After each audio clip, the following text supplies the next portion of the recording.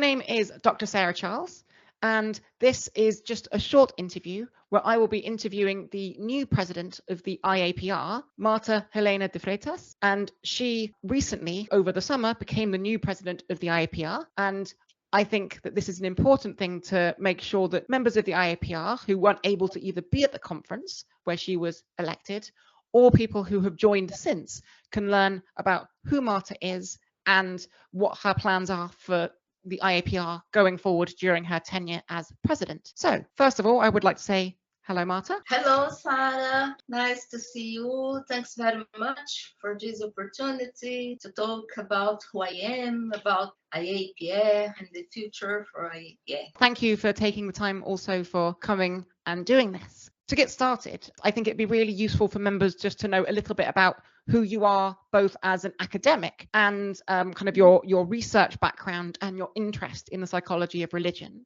So, I am a clinical psychologist and researcher in psychology of religion and have been a member of this association for about 15 years. I live in Brazil, where I graduated in psychology and then gained a master's degree and PhD in clinical and cultural psychology at the University of Brasilia, which is a federal university here. I began to study psychology of religion in more deeply during my PhD research, which was about religious belief and personality in psychology students in Brazil. When I finished my PhD, I was already working at the Catholic University of Brasilia, where I have now been working for 35 years. And in the same university, I was invited to create a psychology graduation course and also later on to coordinate the post-graduation program in psychology, including the master degree and PhD levels. Later, in 2012, in my country,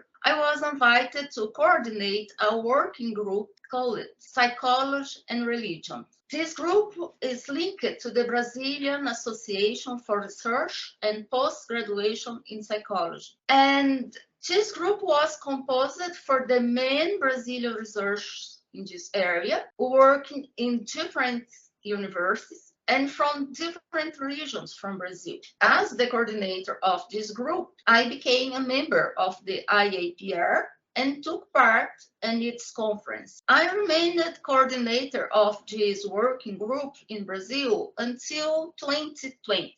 So, for about 3 years ago. So if you don't mind me asking, when did you join the IAPR in that time? So what year did you join the IAPR? It was in 2040. And during this period that I coordinated this working group, and soon I started to belong to IAPR, I conducted several research studies in religiosity and mental health in Brazil, the UK, and Portugal, and had the opportunity to do 3 postdoctorates abroad. One related to the psychology of religion at the University of Kent at Canterbury in the UK, another one in intercultural psychology at the University of Oporto, Portugal, and the third one on anthropology of religion in the Alistair Aird Religious Experience Centre at the University of Wales, Trinity St. David in the UK.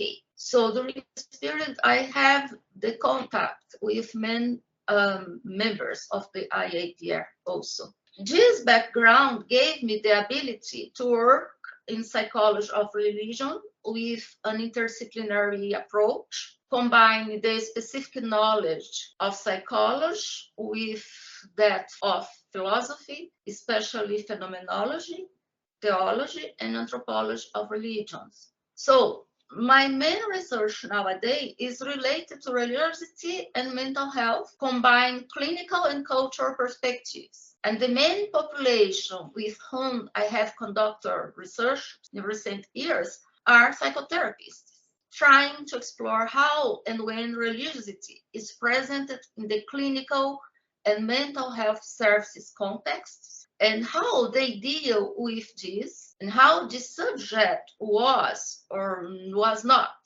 part of their training to work as mental health professional in different cultural contexts. So in my institution, the Catholic University of Brasilia, I founded, and I'm still its coordinator, the Religion, Mental Health and Culture Lab, where I have a multidisciplinary team who work with me. And as a result of this career path in my work, I have edited several books and published several chapters and papers in Brazilian and international books and scientific journals. And a large number of these publications are produced in partnership with colleagues or students who have worked with me on different projects. So this is who I am in terms of academic career.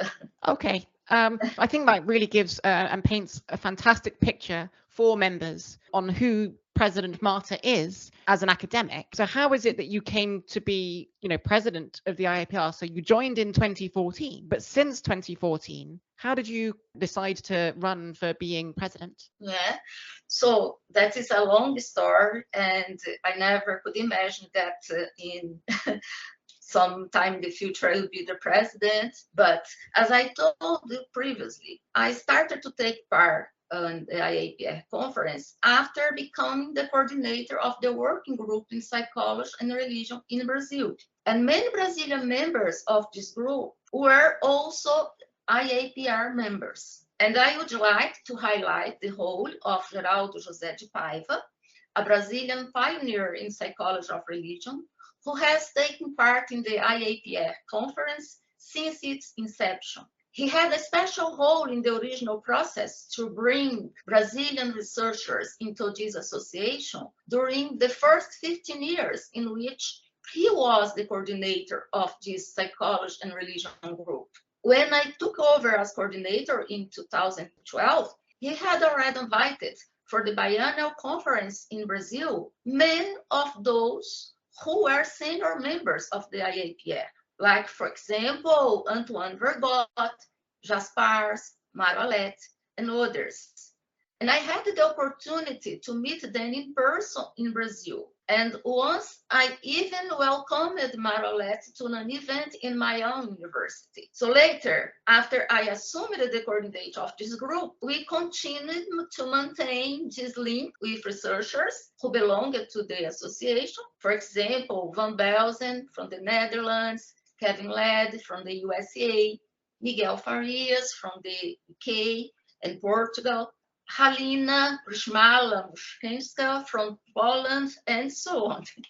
So even by the time of the first IAPR meeting in which I took part in Istanbul, Turkey in 2015, I already had contacts with many seniors and younger members of the IAPR and its board. I think as a natural consequence of these good ties we had with the IAPR members, and also because we have a very productive group in psychology of religion in Brazil, we were later invited to organize the IAPR conference in Brazil. Then, during the IAPR assembly that took place during the conference in Gdansk, Poland, it was decided that in 2021, the conference will be held in Brasilia under my coordinator. Consequently, I started to work on the preparation of this event and had frequent meetings with the president, Professor Helena, and also with the board members. But precisely during this period, the world was taken aback by the COVID-19 pandemic. And this situation in Brazil was really, really terrible. Mm-hmm. In this situation, everyone here was afraid to organize an in-person conference. And at the same time, nobody involved in this organization wanted to transform such a traditional event into a merely online conference. In fact, Brazilian researchers and students wanted to receive people here in person and in a good, healthy, and safe condition. So we need to cancel the organization of this event here for 2021 and postpone it until a more appropriate moment in the future. At that time, even if you had decided to postpone it until 2023, we were afraid we would not have many participants because we didn't yet know the impact on the post-pandemic years in terms of options, quality, and cost of flights from other regions to here. As Brazil is so far from Europe, USA, Australia, Asia, and other regions where we have a lot of IAPR members and researchers in psychology of religion, we decided to postpone it to some point in the future.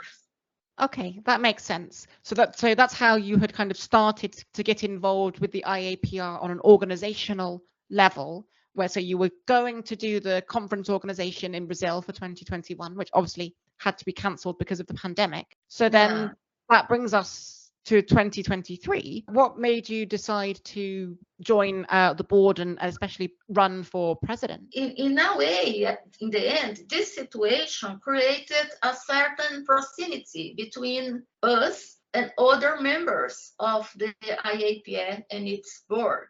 And at the same time, in the last few years, the IAPR has been trying to expand its borders to other parts of the world, including Latin America. So the association is trying to value and promote more variety in terms of cultures, genders, theoretical and methodological approach of researchers who work in psychology of religions. So the previous presidents were always from Europe, and except Helena, who preceded me, all of them were men. So a Brazilian woman to be president could be a strategy to encourage greater inclusivity in terms of gender and culture. I think the previous board members nominated me for president, and the assembly in Groningen confirmed this nomination as a way to address this more inclusive proposal. And so the previous board helped extend that bridge to make sure that the kind of the Eurocentric past of the IAPR, especially the role of the presidency, wasn't to be continued and perpetuated. And we wanted to make sure that the IAPR is the international association for the psychology of religion. It's not the European Association for the Psychology of Religion. I think it's a natural consequence of this expanding and to confirm these international perspectives and the whole of the association nowadays. So now that we've understood how you got into the IAPR and became president, I think it'd be really useful for members to understand what your plans are as president and as part of the board, and what the current board's plans are going forward under your presidency. What's your vision for the IAPR? My vision, but in consonance with the proposal of IAPR at this moment, when the association is improving, expanding its borders in terms of variety, and make an effort to represent and at the same time encourage more diversity in terms of cultures, genders, religiosity, theoretical and methodological approach in psychology of religion research and practice. So in this new tenure, the board is made up of members who represent this diversity. I stated during the last assembly in Groningen, my role as a president is like a bridge or a channel to mediate this process, to address associations, proposals, and also to facilitate the communication, projects, and activity of its members from every corner of the planet. So I'm not alone. We are 8 members on the board. So we are doing this together. As a part of this process, during the last conference in the Netherlands, Helena, ex-president, who continues to be a member of this board, Sarah, the secretary, and I and other colleagues who helped it to do this, we tried to listen to the participants about their own suggestions for the future of the IAPR. And after that, we organized a list of the suggestions we received there, which we intend to discuss during our periodic meeting and try to transform them into reality as far as it's possible. Another way we intend to play this role of bridge or channel for the IAPR proposal is to enhance and maintain the link between its history, its present, and its future. We think it's really important to let people know about those who built it up, maintained it, strengthened it, and consolidated this association from its inception until now. And at the same time, attract new young researchers to this area, which is often not so well recognized or conveyed during psychology graduation and psychology research training. This subject is not sometimes not recognized as silence, or there is some prejudice against. So we need to overcome this and to try to overcome this kind of prejudice against the subject in psychology area. And in this regard, I would like to stress how important your role is in this process, Sarah.